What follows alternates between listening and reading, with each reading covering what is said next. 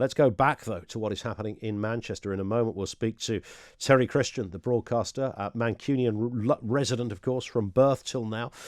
Greater Manchester has been left in limbo after the midday delay has passed to reach a deal over moving the region into Tier 3 COVID rules. This comes as the government and local leaders have been embroiled in 10 days of talks over moving the city's 2.8 million population into the highest restrictions. Manchester's Mayor Andy Burnham has said the area is still seeking a fair figure of support and reportedly arguing for a minimum of £75 million from the government. However, Community Secretary Robert Jenrick suggested the PM could impose a top-tier measure if no deal was agreed.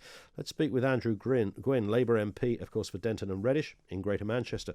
Andrew Gwynne, afternoon to you. What's gone so horribly wrong here? Is it about the money? Is it about something else?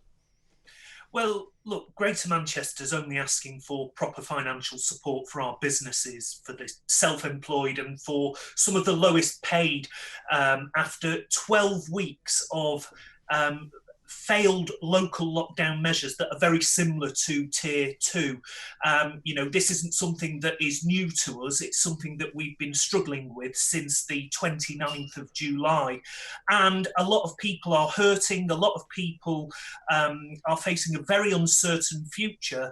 And that's why we want to, alongside the public health challenge, ensure that the economic challenges facing our city region are understood and alleviated to some extent by the government. You said that you accuse the government of hating Manchester. Well, look, it just feels that all we've had in the last few days is spin coming from the government, no dialogue of any meaningful kind with the mayor and the 10 council leaders of Greater Manchester, offers that we thought were being made by government officials, then being removed by ministers. So every time we thought we had a step forward, it was 2 steps back. And then last night, the threat of just slapping Tier 3 measures on us. And, that is not conducive for having a proper grown-up discussion about what we need to get through this coronavirus challenge. Greater Manchester, I think, has put forward a very reasonable solution to the government about taking control of some of the public health measures as well, because what we know is that the Tier 2 style measures that we've been under now for 12 weeks just haven't worked. Coronavirus rates have increased considerably over those 12 weeks across all 10 of Greater Manchester's council areas. Which is why they want Tier 3, of course. Well, absolutely. But if you can show me that Tier 3 is going to work, when even the chief medical officer says that Tier 3, and let's remember Tier 3 is only the same as Tier 2, but closing the pubs that don't serve food, is going to make any kind of material difference, then fine. But actually, so what do you want, Andrew, a Tier 4? Well, no, what we want is local control over test and trace, a more direct approach whereby the local public health officials can go deep into the neighbourhoods that we know have the prevalence of coronavirus and target it, rather than a blanket approach across the whole of the city region, target it in a smarter way. And actually, it's worth trying, because the kind of the blanket measures that the government have come forward with so far just have not worked. So you disagree with your own party leader in that respect, who wants a national lockdown? Well, I have to say that a short, sharp shock would at least hold back the coronavirus but you're resisting the short, sharp shock. Well, yes, but Tier 3 isn't a short, sharp shock. Tier 3 is an indefinite period of us being in measures that we don't think will work, and that is the difference here. Actually, a 2-week circuit break would at least allow the coronavirus to halt, hopefully to retreat slightly, and it would buy us the time that, quite frankly, we should have used over the summer to get a smarter local test and trace and public health response at the very local level. Where does this story go next, Andrew Gwynne? I mean, at the moment, it's kind of a deadlock. It looks a little bit ugly from the outside. Here we have, politicians arguing over millions of pounds, recognising people are getting hospitalised, some people are dying, and we can argue about the numbers on that, and some people will say, well, this happens with any kind of pandemic, but the reality is, I think everybody acknowledges there are serious implications here, and it's all about getting the price right. It's not about getting the price right. It's actually about getting the balance right between ensuring that the public health response is absolutely the right one, and throwing statistics around about hospitals being full is really unhelpful, because one of those hospitals is my local hospital, Stepping Hill, which this time last year had very similar rates of bed occupancy in ICU. That's not to say there isn't an issue with coronavirus, but let's be clear, the hospital admissions in Greater Manchester are not at... So you think the government are over-egging the stats on hospitalisations? I'm well aware that that's what the government's doing, because I know what the statistics are. Okay. And for example, there are 8 people in Stepping Hill Hospital ICU with coronavirus, and it's a 14-bed unit. So, but down the road, there are 16 people in Manchester Royal Infirmary with coronavirus, and that's a 200-bed ICU unit. So we have to put some context into the fact that the situation across the city region isn't necessarily the way that the government are wanting to spin this, ratcheting up the pressure. I understand that. But we also need to make sure that if we are going into these measures for an indefinite period that could be up to 6 months, that the lowest paid in our city region are able to do the right thing in terms of the public health response.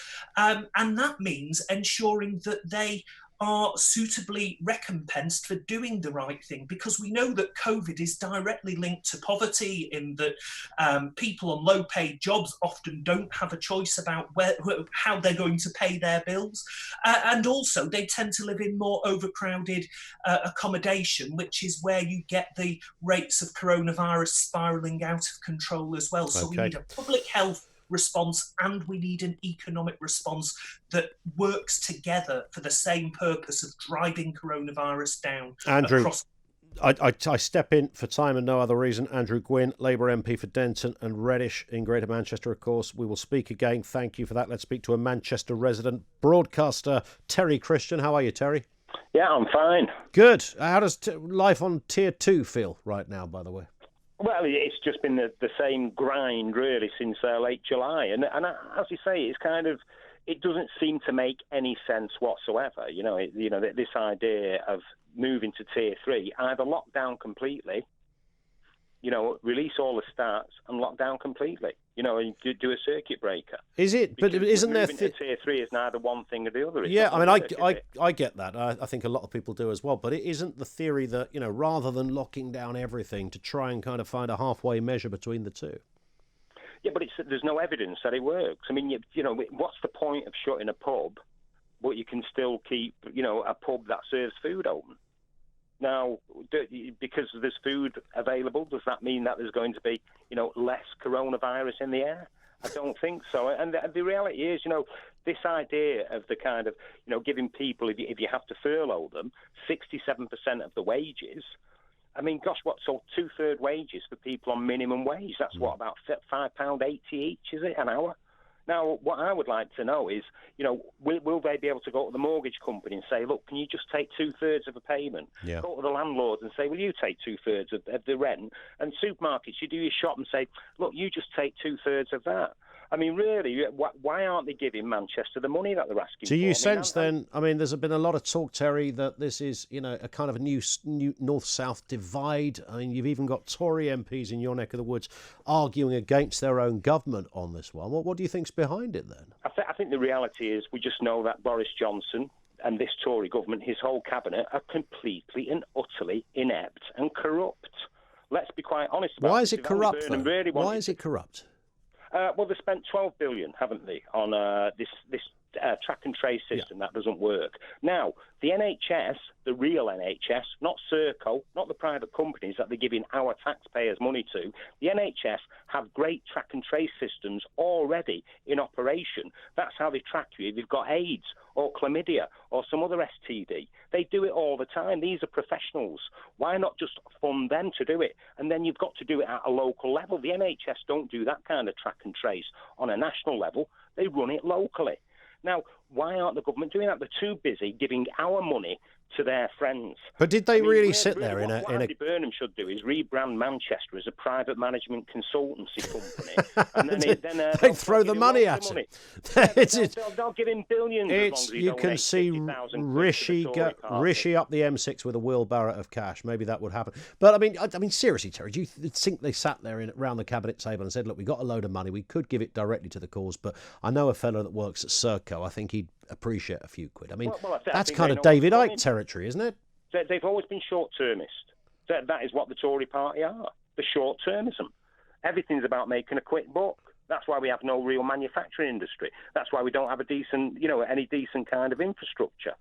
I mean, this is what they do. I mean, you sound like we're living in Dickensian Britain, Terry. Come on, you did all right under the Tories, Terry. Come on, the word was on the air when Thatcher was in power.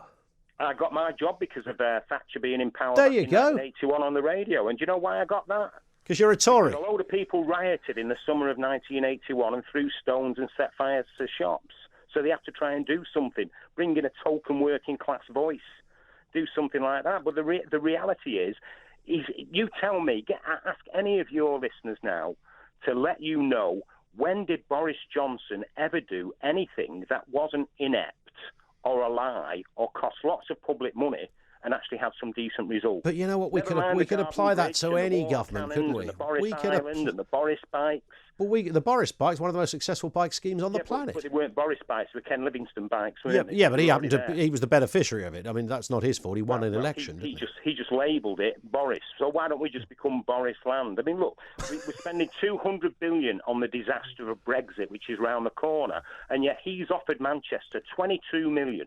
Right, Manchester has got a population of 2 million. He's offered the mayor, Andy Burnham, 22 million quid. He gave 44 million to Lancashire, which is Tory, and has only got a population of 1.5 million. But he gave Liverpool more money. That's not Tory. Yeah, and then if you go look at that's not Tory, is it? So your argument falls down, Terry. Their COVID rates in Nottingham are higher than Manchester's. Why aren't they sending Nottingham into Tier 3? Just while you're on with us, you mentioned Brexit there, and I take it you're not enamoured with Brexit. Well, it's just the biggest con job. Well, what do you say to you're a working class lad like myself? What do you say to fellow Mancunians who voted with their feet and said this is our decision? Well, they didn't. Manchester actually voted Remain, didn't they? No, I'm talking about people in Manchester who didn't. People who voted to. I mean, I've met them all in the pubs, and I'm sorry, Are they all dodgepots? Are they all weirdos? They just haven't got a clue. They don't even know what the EU is. Is this because you've moved out your working class bubble into the kind of more middle class media intelligentsia? Friends working class, and none of them voted Brexit. I mean, that could be because we're Irish descent, so luckily we've got our life raft for Brexit. But it was just always going to be a big con. None of the problems that anybody sees around them are caused by the EU. Even the EU migrant workers, using Article 7 that already exists in EU law, we could have stopped 80% of them coming here anyway. The Tories have been in power for 10 years. Why didn't they do that? They could have stopped all the non-EU immigrants coming in. Well, I think the truth is the Tories didn't want to do that. That's probably why. I mean, there's two types of Tory here. Right? There's David Cameron Tory and there's Boris Johnson Tory. For Brexit, I've been asking the same question, and everybody has for the last 4 years, what are the tangible benefits going to be? And what you get is these lies. It's just 3-word slogans that people can shout. They haven't got a clue what they voted for. What they voted for is to lose their jobs and be poorer. And then you've got people like Richard Tice with his property empire. He's panicking over COVID because nobody's going into the office anymore. So all his office properties aren't making the money. All these guys want to do is turn us into a tax-free haven. Maybe people just voted for autonomy and to not be part of a big union. There's, Tony Benn, Dennis Skinner, people that would also have voted to have left the EU. Tony Benn, in the era that he argued about not being in the EU, he wasn't arguing for a no deal. He was arguing about us being a bit more like Norway. And at that time, it was a stronger argument because we still owned our own manufacturing industry. Well, Kate Hoey, Ronnie Campbell, Dennis Skinner, these are all left-wingers. These are all Labour. Come on, Terry, this is not... Dennis Skinner... stuck in the 1970s. It's interesting that Tony Benn was anti-EU, but his son Hillary, because things changed, circumstances changed. Since Thatcher turned us into a service industries country with no real manufacturing, I mean, what we are is a foreign-owned production line. Nothing that we make is owned by us. And so all those car companies, they're all going to go, aren't they, with no deal? Jaguar Land Rover, Nissan, Toyota. we don't know all of that, do we? We don't know all of that. Take Nissan. Oh, well, we do know that. The Japanese have already said it. No single market, no customs union. We're gone. They didn't Honda's say that. already gone. They didn't say Toyota that. in Derby will go. So we're And still making cars. We will still continue to make cars. Terry, I have to butt in for no other reason. Love the passion. Terry Christian, broadcaster, Manchester resident, annoyed about a couple of things there. Common denominator, the Tories. Thoughts on that? 0344 499 1000. I think